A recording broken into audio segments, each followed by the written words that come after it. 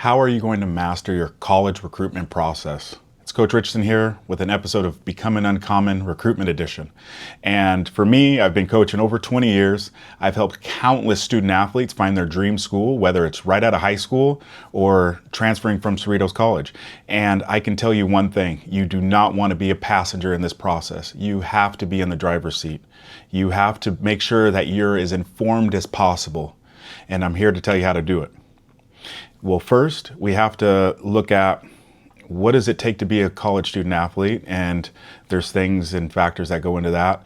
But what we have to start with is, where are you in your journey? Are you somebody that's managing multiple offers, like you have 5 or 6 places that are interested in you and actively recruiting you, and you're trying to decide which one is the right one? Are you somebody that maybe has 1 or 2 offers and you're maybe sitting there contemplating, like, is this it? Do I have to choose between these? Are there other things out there? And it leaves you wondering, like, what is beyond your current offers? Or you're somebody that doesn't have any offers. And whether you're currently in that process, whether it's your sophomore, junior, or senior year, or you're somebody that's a little bit younger and aspiring to be in one of these positions, this video can help you. And one thing, and it's a spiel I give to all my Cerritos College student athletes and any other athlete I help navigate their college recruitment process, that it has to start with you, okay? What I mean by that is you have to find out what are your priorities.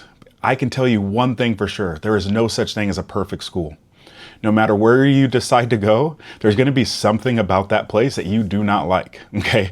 And with that being said, it has to have your priorities, because you can put up with something as long as it has the things that mean the most to you. And I usually say it's like saying there's a perfect island. Well, an island is finite, right? It's limited. It has its limitations, and so do schools. Schools have their missions, like they have their things that are important to them, and that's where they put their money and their budget and their resources. And there are certain aspects to locations and demographics that come into play. And so this is what I use, and helping you identify your priorities. There are 5 priorities. The first one, and this in no particular order, okay, is academics. I talk to a lot of people, they go, oh, academics is so important to me. I go, what's your major? And they go, well, I don't know. I might want to do this, I might want to do that. Well, academics is probably not, you might be thinking, what is academics? And so how I define it, I ask 3 specific questions. One, at least for the transfer students, like, do they actively accept transfers? Because some schools don't accept transfers in the traditional sense. But do they have the major that you're interested in? And with that major, you have to look at the graduate schools. And I say this just to kind of give an example of how universities are determined as it relates to prestige. It's in their graduate programs. And I say this, but I say it like with a little half-heartedly, but just to give an example, is like, no one goes to Harvard to go get a bachelor's degree in history, right? If you're going to Harvard, you're going to Harvard because of their law program, their medical program, Harvard engineering. These are things that allow Harvard to have the academic prestige that it does. And yes, I'm not downplaying the undergraduate degree, the bachelor's degree, but there are very few career paths where you need just that specific degree in that bachelor's or with that bachelor's. And so when you look at prestige, you have to start looking beyond the bachelor's degree. And if academics is really important to you, where are their placement for graduate programs, and what are the acceptance rates of their graduates? And so those are things that you have to consider if academics is your number 1 priority. Okay. The next one is athletic. Well, athletic sometimes, regardless of your sport, it seems that it's something that goes without saying, right? That has to have your sport. Then if you're looking at it, does the conference or level matter to you? And let's take the idea or the conversation of Division I, Division II, NAI out of the picture. Like, does the level of competition matter to you? And if so, why? You have to be able to answer that if athletics is one of your top priorities. The next is, do they have the resources you need? When it comes to resources, if you're injury prone, they better have a good athletic training room. They better have a great relationship with maybe local physical therapy offices and other modalities that can, manage your overall physical health. And if they have those things, then great, you're in a good spot. Also look at, their resources when it comes to just training in general. Do they have the weight room that you expect? Do they have the other levels of outside training that you're looking for? What are their facilities like when they are training? If athletics is important to you, facilities is the next thing. Then coach. How to find the right coach. I have done a few videos on how to find the right coach and some of those processes, but you have to do your deep dive on, are you able to relate with this coach? Are you going to be able to connect with this coach? Because the coach-athlete relationship at the college level is just so much deeper. It goes so much more, more into depth than your high school coach relationship. And with that, your athlete-coach relationship, as an athlete looking for the right program, you have to make sure that you're going to be able to wholly buy into this coach, that you're going to be able to sell out for this coach, that this coach is going to be able to take you to where you want to go as an athlete. Okay. The next one is financial. Well, when we look at financial, people talk about scholarships. Scholarships are just room and board, tuition, fees, and books. That's a full ride. But if you want to get a pizza at night, if you want to, pay your cell phone bill, these things cost extra. College costs money.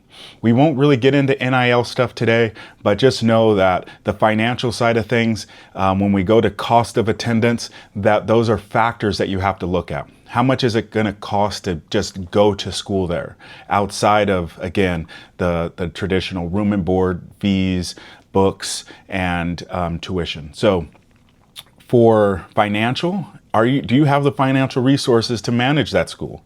Are you going to be taking out loans? Does your financial aid cover this? And if so, how much? When you talk about scholarships, there are some sports, or the major sports, they have to offer full rides at the Division I level. And Division II level, they can split scholarships a little bit differently, and that's what we see when we look at minor sports within Division I as well. They might take your financial aid and then match it to give you a full, but there's a whole bunch of other little tricks and things that the schools do to kind of mitigate some of the financial burdens on student athletes to kind of help them manage their cost of attendance. But the financial side of things does come into play. Another thing when it comes to financial, to look at the cost of living. The cost of living, I remember when I lived in Arkansas, I had a 2-bedroom, 2-bath condo and I paid $700 a month. That same place in Los Angeles would have cost me somewhere between $2,500 to $3,000 a month. So the cost of living is a lot different, right? Gas prices, you're looking at grocery stores, state taxes. These are things that come into play. How much is it going to cost to come home? If you're in a rural area where there's not a local airport, it's going to cost probably a little bit more to come home for the holidays, for instance. So these are financial concepts that you have to keep in mind, and how deep in your priority list is the financial side of things. The next is environment. Environment, location, which is the fifth priority, but environment usually gets mixed up with location. And environment is more specific to your social climate. For instance, does religious impact come into play? So if you go to a school that is faith-based, does your faith and your background and experiences match what the philosophy of the school is? And because if it doesn't, there might be some discomfort or a growing period there when it comes to some of the philosophies that the school might have. If you're very conservative, for instance, and you go to a school that's a little bit more liberal, well, you might not feel comfortable. And vice versa, if you are somebody that maybe comes from a demographic where it is like super multicultural and it's maybe 1 or 2 different ethnicities there, do you feel comfortable in that? And some people do. Some people are super chameleons and they can adapt and adjust anywhere they go. And some might need to feel a little bit more comfortable. And you have to identify, who are you? Are you going to be the best version of yourself in this type of climate? And next is location. Now, this is the actual physical location of the school. When you decide where you want to go, climate comes into play.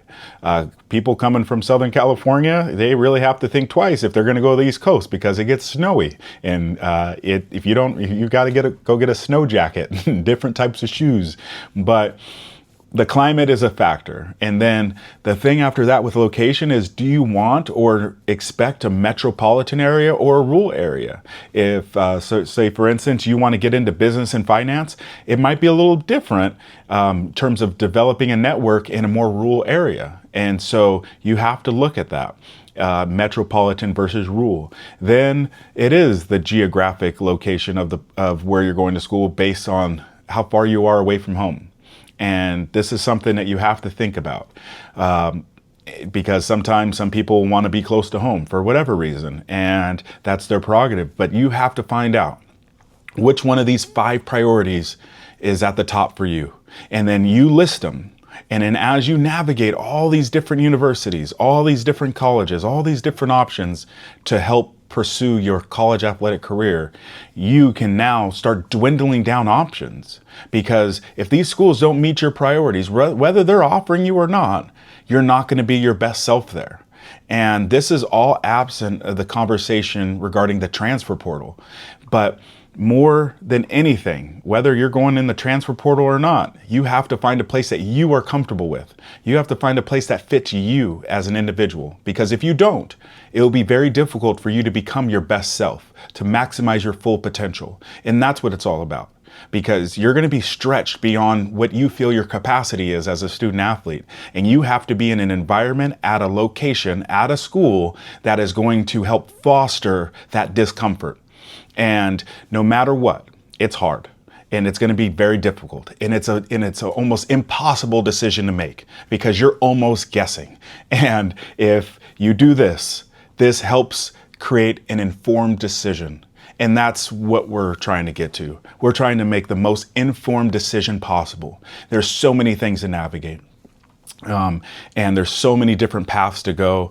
It's so important that we do our due diligence. No matter where you are in your recruitment process, no matter how highly you're recruited, or if you're just kind of trying to figure it out and you're just riding solo, because a lot of people are paying a lot of money to try to help get recruited through all these different recruiting services, and you don't even know what you want.